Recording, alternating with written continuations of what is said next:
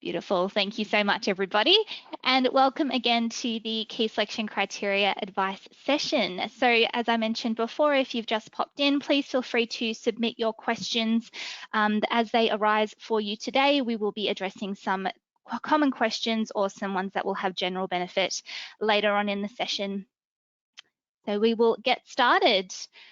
So I just wanted to get things started by introducing myself. My name is Beth and I am a Senior Consultant with ANZUK Education. So a little bit about myself. I've been with ANZUK for about 3.5 years, and I'm fortunate that I have held a few different roles with the company since I started. So I have supported schools and educators in a few different geographical areas. So the inner eastern suburbs, the inner western suburbs, and then most recently I've been working as part of the North team, and I actually look after outer North areas and areas of Northern Regional Victoria because I myself now live in a regional area. I'm in Euroa currently. So through those experiences, I've been able to work with lots of different educators and lots of different types of schools as well. So it's been interesting over that time to see how things have changed, particularly when it comes to what schools are looking for and the job application process. So this is my 3rd year of doing something that is job application related or key selection criteria related specifically for ANZUK. I'm particularly interested in it because my background is as an English teacher. I was that prior to being a consultant with ANZUK, and I've also had the opportunity to do a lot of resource writing and facilitating of PD sessions with ANZUK previously. So hopefully the session I've put together today will be valuable for you. So what we will be covering today, just wanting to provide, first of all, a bit of an overview of the purpose of creating a key selection criteria response as part of, I guess, an overall job application package. So where it sits in terms of its value.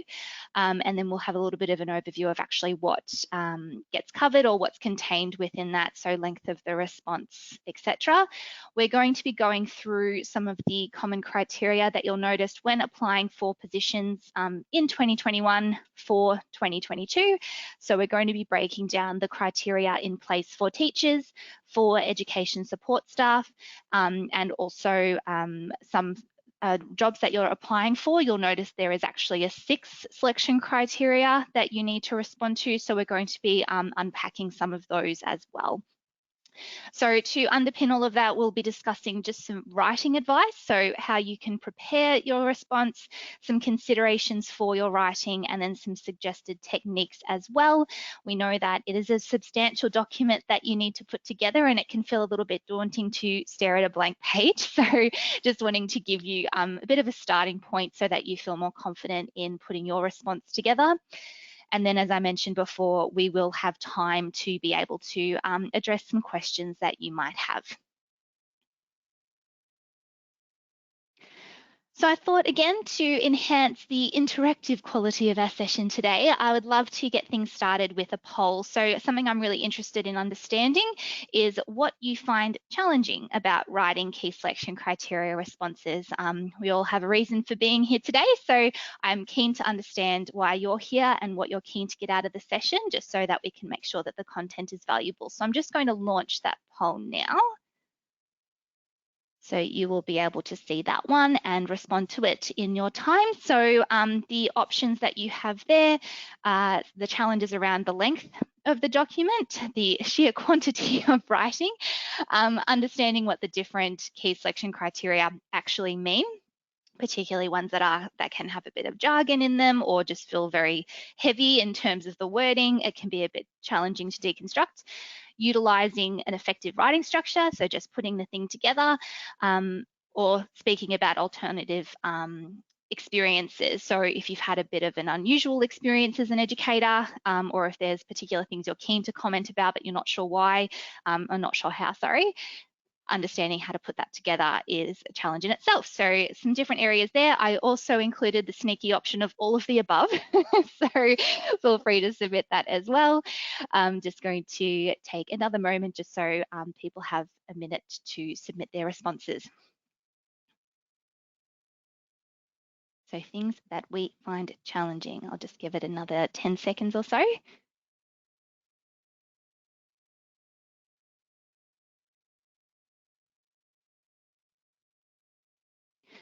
Wonderful. So that is most having submitted a response. So thank you so much. And the overall result of that one is all of the above was the most common answer. And then next to that, number 2, which was just understanding what the different key selection criteria mean.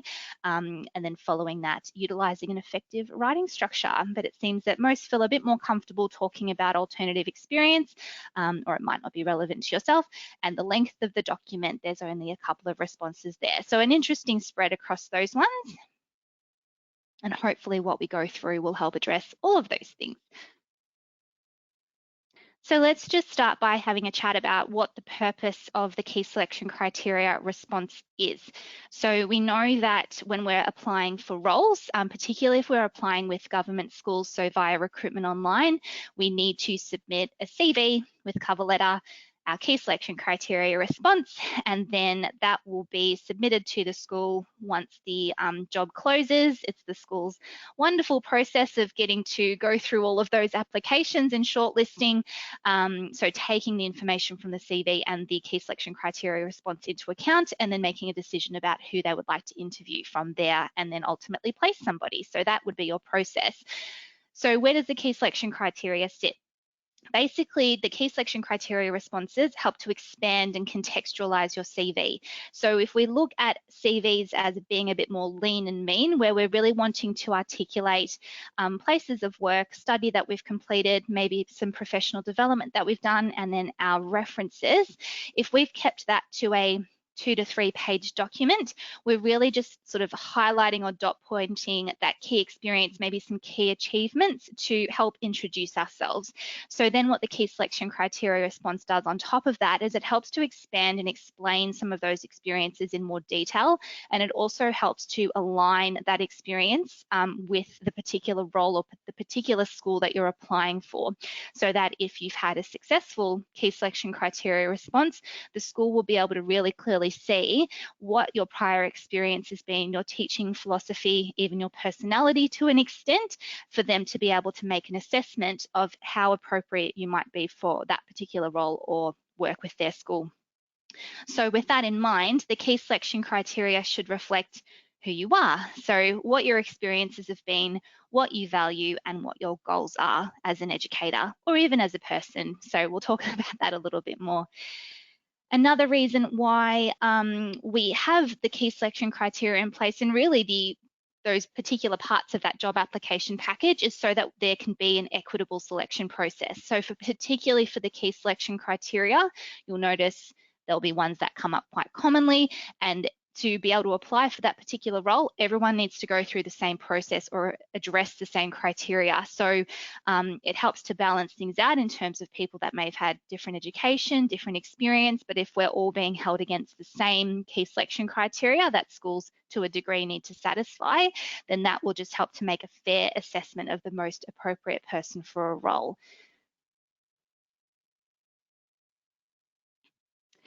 So let's have a look at the current criteria that are commonly placed for teachers. So you'll notice that there will be 5 selection criteria as a sort of a compulsory process that schools need to go through. So there might be slight variation to the wording, but they'll all appear quite consistently here. So again, this is for government roles that you'll notice on recruitment online. So we're mainly gearing our discussion today towards those government roles, but what we'll show in the next slide as well is breaking some of these things down to sort of key topics or key components, and you'll notice that those things are quite consistent regardless of the type of setting that you apply for, whether that's an independent school or a faith setting.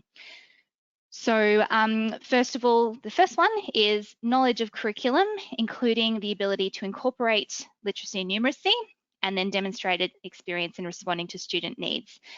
Then we have demonstrated experience in planning for and implementing high impact teaching strategies, guided by how students learn and evaluating the impact of learning and teaching programs on student learning growth.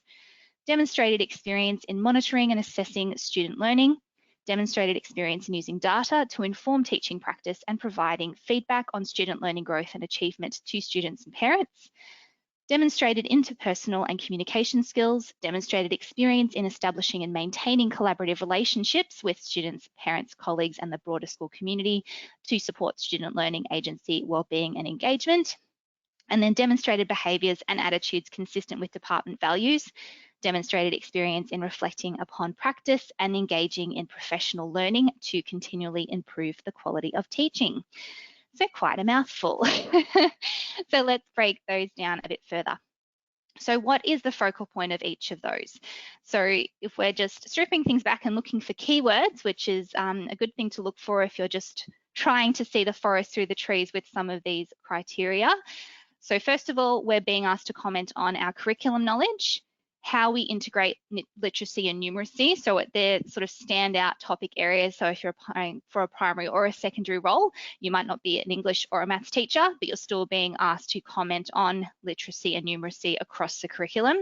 And also when we're looking at student needs or student learning, we're looking at differentiation. So that's encompassed in the first one. The second one, high impact teaching strategies. So that is a particular thing. So we're looking at our hits there. Good to have a look at those if you're not too sure what they are.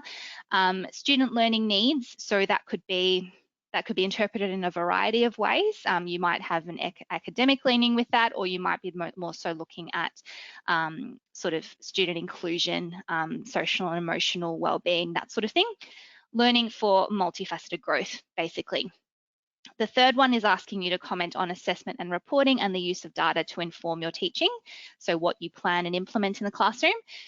Then communication skills, stakeholder management, and community-wide engagement. So how you have reached outside of your classroom to add benefit to a school community is what that one is asking. And then the department values, again, something that is prescribed. So something else to look into what those department values are. And then identifying growth areas, reflection, engaging in PD. So then I wanted to take a moment to also have a look at our criteria for education support staff. When we've run these in the past, I know that we've had some education support staff with us, so wanted to take a moment to have a look at the ones that you will be responding to as well. So capacity to undertake routine support tasks across a range of functions in one or more school work areas within a school environment. Demonstrated capacity to communicate effectively with members of the school community, including students, and the capacity to provide support and/or attendant care to students where necessary. Demonstrated proficiency in the use of office systems, software, technical equipment as relevant to position. Capacity to work cooperatively with a range of people, including teachers, education support, students and parents, and a commitment to professional learning. So we'll see even between teaching roles and education support roles, there are still some common features there. I know that prior to this session, someone had actually asked about roles in special educational needs settings, and I did have a little bit of a look at that one as well and noticed again there are some similar things. So curriculum knowledge, looking at differentiation. For our special educational needs roles, there was, I guess, more detail called for around the particular needs that you've supported in the past. When it comes to communication or stakeholder management, that might extend to external stakeholders. So if the student has a psychologist that they work with, a physical therapist that they work with, how have you liaised with those people and adjusted your teaching practice accordingly to benefit the student's needs and learning? So you'll notice that there are a few common features across all of our different types of roles, but then we're considering in more detail the setting type that we're working with, and we're wanting to draw from that relevant experience, values and goals to make sure that we're, again, still presenting to that audience for that role. So we're just going to jump back, to the breaking down those criteria for education support quickly.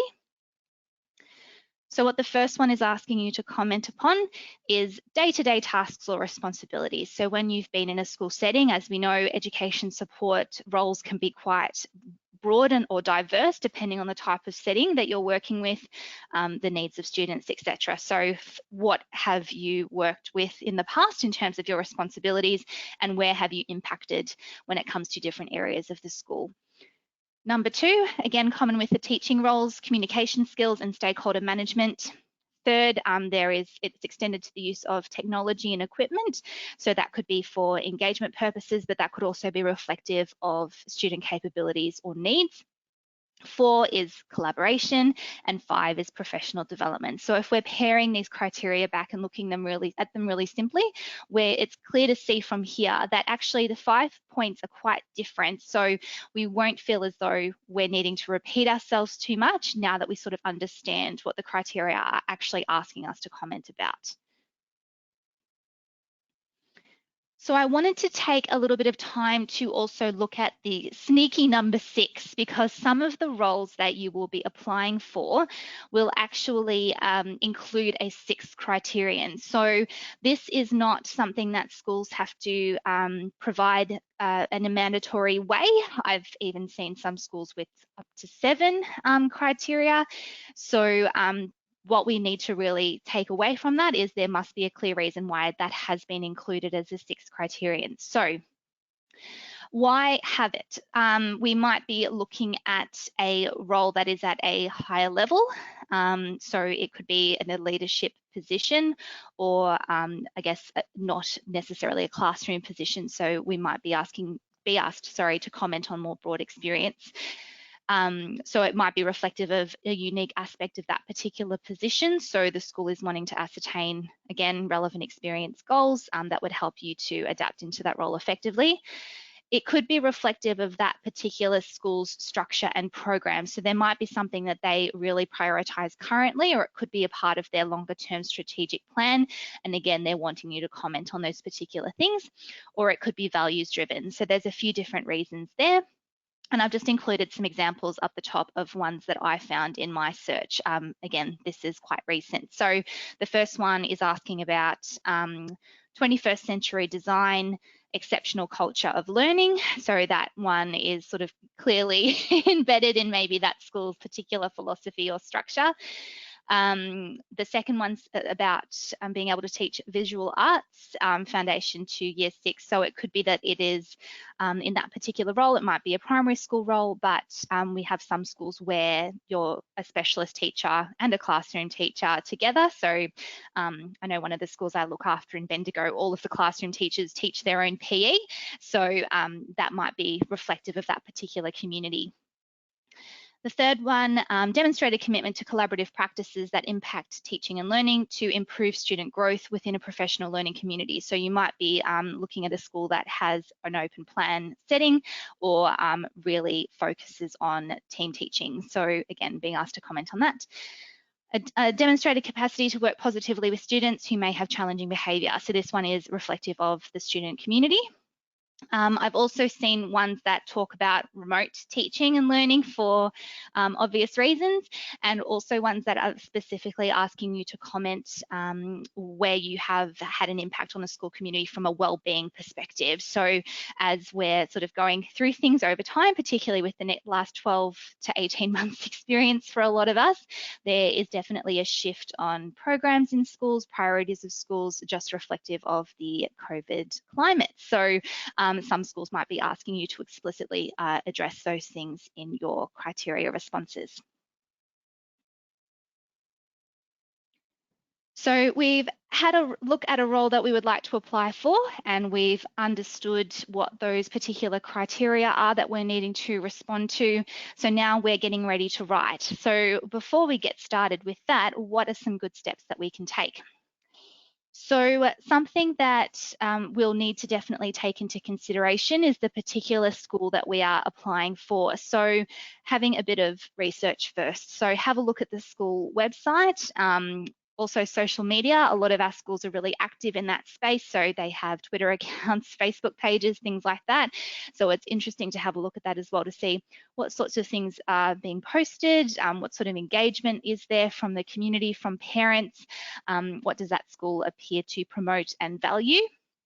And a lot of schools aren't able to do the face-to-face tours anymore, but we've gotten a bit more creative and have virtual tours available a lot of the time. So seeing if you've got access to that type of thing so that you can have a bit more of a first-hand experience about that school, and again, what they prioritize, what they do, what they want, etc. So you want to have a better understanding of the structure of the school, their programs and facilities, their values and plans. So that's information we can gain from looking in those different areas with our research.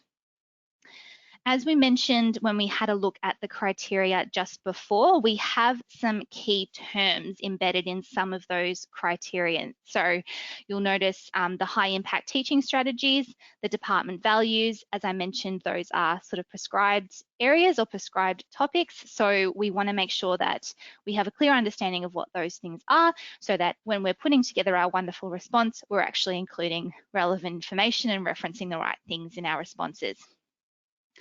It's also important to take a moment to self-reflect. So thinking about our experience, thinking about what our growth areas are, thinking about what we really value as an educator, as important as it is for us to sort of learn about the school and try and find the way to best sell ourselves from the school's perspective. Oh, you've done that, I've done that, we'll be best friends.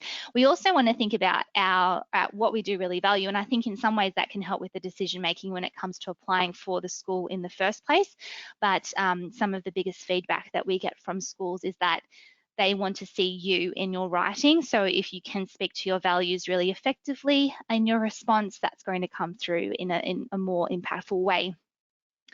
We also want to make sure that through these investigations, so whether we're looking at the school, whether we're looking at those key terms, or we're even just sort of considering ourselves with our goals and experiences, that our information is ultimately relevant and recent. So when it comes to considering what we want to comment on in our responses, it's best to consider experience that's within the last 3 to 5 years at the most. The more recent, the better, understandably, because as we know, education is always moving. So we want to make sure that our ideas, our goals, even our information, so our understanding of some of these different areas is as up to date as possible.